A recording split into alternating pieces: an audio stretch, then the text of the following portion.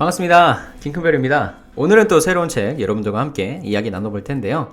오늘 책의 제목은 팩트 플리스. 발음 괜찮았어요? 팩트 플리스입니다. 책을 집어든 건 진짜 순전히 우연이었어요. 우연. 오랜만에 이 딱딱한 하드지가 손에 잡혀서였기도 했고요. 그리고 주황색하고 검은색, 사실적으로 적어놓은 팩트라는 글자가 은근히 시선을 당겼기 때문이었습니다. 하드지의 느낌은 손끝에서 차가움을 좀 느끼게 했던 것 같아요. 그렇지만 책의 표지에는 이렇게 적혀 있습니다. 우리가 세상을 오해하는 10가지 이유와 세상이 생각보다 괜찮은 이유. 표지에 적혀있는 글귀는 도서 마케팅에 있어서 상당히 중요하다고 볼 수가 있겠죠? 보통의 책들은 표지에 의미심장하고 호기심을 자극할 만한 글들을 심어놓고 책 뒤에는 여러 유명 인사들의 리뷰들을 실어서 독자들에게 이 책이 주는 매력을 포괄적으로 어필하려고 하기 때문입니다. 그런 의미에서 세상이 생각보다 괜찮은 이유라는 글귀가 눈을 멈추게 했던 것 같아요. 많은 사람들이 세상은 가면 갈수록 어려워지고 각박해진다고 생각하는 것 같습니다. 사실 지금 이 코로나 사태만 봐도 그렇죠? 이 말을 저는 부정하기 어렵습니다. 이미 제 마음속에 공감이라는 몽우리가 생겼기 때문이죠. 지금 이 말을 하고 있는 순간에도 세상은 코로나라는 바이러스의 창궐로 인해서 많은 사람들이 전염병에 걸리고 아파하고 또 죽고 있죠. 참 안타까운 것 같습니다. 정말 어려워요. 지금도 진행 중인 이 병은 대한민국의 또 다른 위기를 찾아오게 만들었던 것 같아요. 서양권에서는 동양인들을 싸잡아서 전염병에 걸린 사람 취급을 해서 한동안 또 인종차별로 난리를 부렸던 적도 있습니다. 물론 지금은 이제 전 세계적으로 퍼져서 이렇다 저렇다 할 말이 없을 뿐더러 오히려 이 대한민국의 대응? 이런 것들에 대해서 다시 한번 조명받고 있는 시기이기도 하죠. 그래서 세상은 살만하지 않아 라는 말을 하게 되는 것 같습니다. 지구촌이 되어서 이제는 안방에서 세계 어디서든 일어나는 사건들을 시시각각으로 지켜볼 수 있기 때문에 우리는 이런 말을 종종 합니다. 안타까워도 세상은 살만하지 않은 것 같아요. 그래서 펼쳐본 책입니다. 머릿말부터 한번 살펴보려고 하는데요. 머릿말에는 이렇게 흥미로운 질문들이 몇 가지 담겨 있습니다. 예를 들자면 이런 거죠. 자, 잘 들어보세요. 지난 100년간 연간 자연재해 사망자 수는 어떻게 변했을까요? 1번 2배 이상 늘었다. 2번 거의 같다. 3번 절반 이하로 줄었다. 두 번째, 오늘날 전 세계 1세 아동 중 어떤 질병이든 예방접종을 받은 비율은 몇 퍼센트일까요? 1번 20%, 2번 50%, 3번 80%. 이런 식의 질문이 한 13가지 정도가 나와 있어요. 영문도 모르고 저는 이렇게 문제를 풀었죠.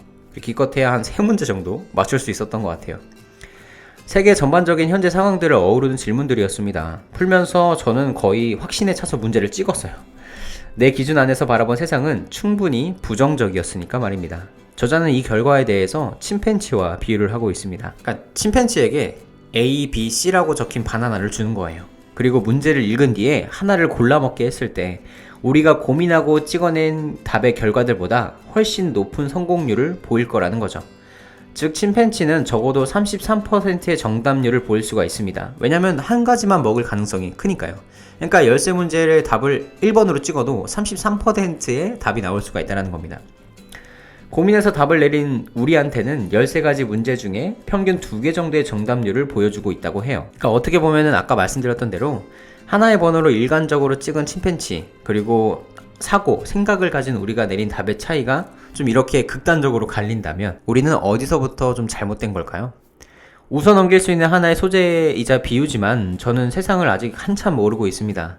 어디서 주워들은 말들이 어떻게 보면 사실이 되고요. 그리고 그 말들은 늘 자극적이죠. 미국과 이라는 전쟁을 하고 아프리카 난민들은 중동에 보이지 않는 세력들과 전투를 하고 있고 아직도 굶어 죽고 있는 수도 없이 많은 기아들과 점점 기능을 상실하는 지구의 환경적인 결함, 인류는 계속 늘어나고 노인은 폭발적으로 증가하고 아이를 낳지 않는 최악의 세대, 그렇게 저의 세대 그리고 세상을 정의하고 있습니다. 저자는 이런 말을 하고 싶을 겁니다. 세상은 생각보다 괜찮아. 13가지 지문의 답을 체크해보면서 동그랗게 변한 제 눈을 통해 다시 한번 곱씹은 세상은 아직은 괜찮은 상태였던 것 같아요. 그리고 저의 체계적인 오해 속에 있다는 것을 알 수 있었죠. 그래서 더 읽어볼 자신이 생겼습니다. 무슨 이상한 낙관론 속에 파묻혀서 얼토당토 않는 세상의 밝은 면만 주구장창 노래하려는 책은 아니라는 것도 알겠고 제 생각 속에 존재하는 지구촌이 아니라 객관적인 지표를 통해 바라볼 수 있는 지구라는 세상이 과거부터 현재까지 어떻게 좋아지고 있었는지에 대해 알고 싶었기 때문에 차가운 촉감 속에 얼굴을 파묻어 보고 싶었죠. 그래서 내일부터는 좀 디테일하게 함께 이야기해보고자 합니다. 팩트 플리스, 사실 충실성에 대해서 말입니다. 그러면 내일부터 함께 여러분들과 안에 있는 내용들을 나눠볼 수 있도록 할게요. 오늘은 여기서 마무리. 감사합니다. 김금별이었습니다. 네, 별의별 이야기입니다. 팩트 플리스 한번 가져와 봤는데요.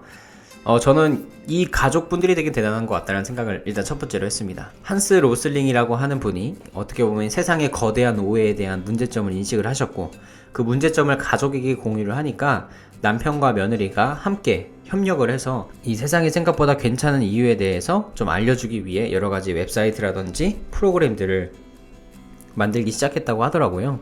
그래서 그 도움에 힘입어서 아직도 여러 군데를 강의를 다니면서 우리가 갖고 있는 세상에 대한 거대한 오해들을 풀기 위한 작업들을 해나가고 있다고 합니다. 실제적으로 지금 제가 책을 어느 정도 읽은 상태인데 꽤 흥미로운 내용들도 많았고요. 한편으로는 고개를 갸우뚱하는 내용들도 많았는데요. 여러분들과 함께 이야기해보면서 어떤 게 옳고 어떤 게 그른지, 또 세상은 어떻게 변해가고 있는지 함께 좀 알아가 봤으면 좋겠습니다. 요즘 그럼에도 불구하고 세상은 안 좋죠? 지금 이 코로나 때문에 안 좋습니다. 지금 제가 뉴스를 봤을 때 이탈리아의 사망자 수가 장난이 아니고요. 그리고 어떻게 보면 진짜 대한민국은 정말 좋은 나라다 라는 것을 다시 한번 깨닫게 되는 것 같기도 합니다. 전 세계적으로 참 어려운 시기를 보내고 있는 이때에 세상이 생각보다 괜찮다라고 말을 하는 것이 옳은가 싶기도 하지만요. 또 그런 오해들이 우리 마음속에 한 번 더 쌓여서 여전히 세상은 별로야, 정말 암흑 속에 있어 라는 마음을 너무 굳히지 않도록 우리가 이 책을 보면서 또 여러 가지로 다양하게 생각을 해봐야 될 것 같다라는 느낌입니다. 내일부터 함께 또 이야기 해볼 수 있도록 하고요. 중간중간 리프레시를 위해서 강신주의 감정 수업이라는 책도 함께 할 수 있도록 하겠습니다.